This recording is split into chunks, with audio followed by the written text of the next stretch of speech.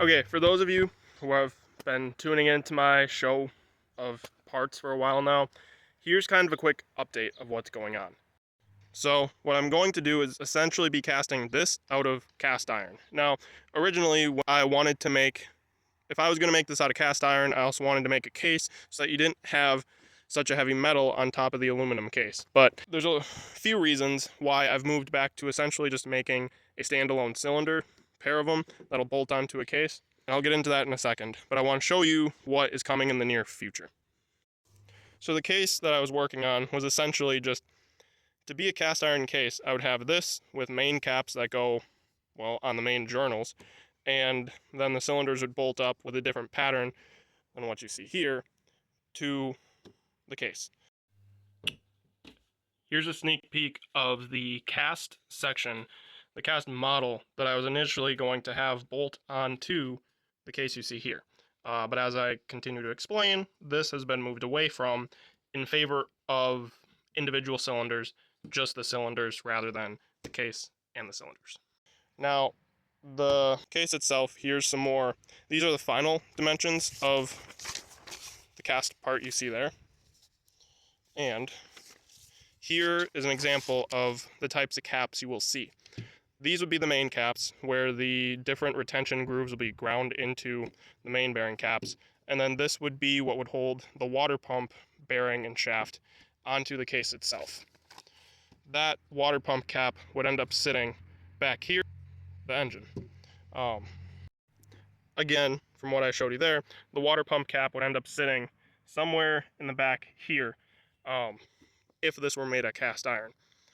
Now, the point of this whole thing, I'm not going to make a cast iron case and a cast iron cylinder. What I'm going to do is only make cast iron cylinders. So the reason behind making just cast iron cylinders, the first one is that I don't quite have enough time with school to make two different castings. I would like to, and I probably do, but I have other courses to work on, and so I'm going to try to keep it simple. Stupid.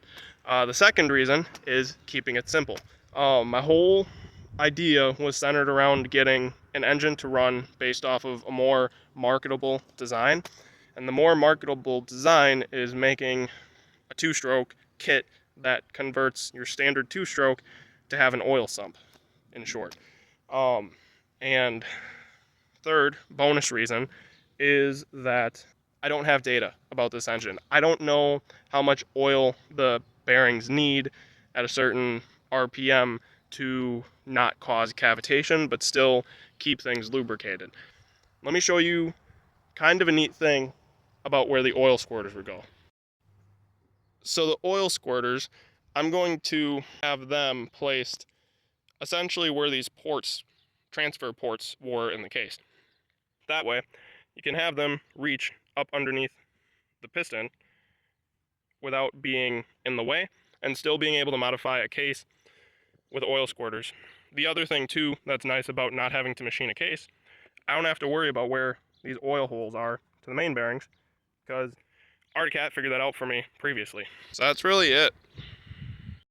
So yeah, the whole point of what I'm trying to make here is just an update that instead of making two cylinders and a machined casting, I'm only going to make cylinders that bolt onto an existing crankcase. Now, I'll make a separate video about it, but there are some engineering assumptions that I've made that I don't think the extra weight on top is going to be an issue. Initially, I thought that just dissimilar metals, not a great thing, and expansion ratios due to heat, still a concern. But as far as this goes, I think it'll give me data if I just make a pair of cylinders and keep it simple.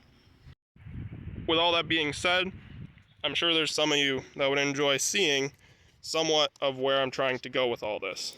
I'll be coming out with another video here soon-ish, I guess, to kind of detail what the cylinders are going to look like that are going into the snowmobile that you see here.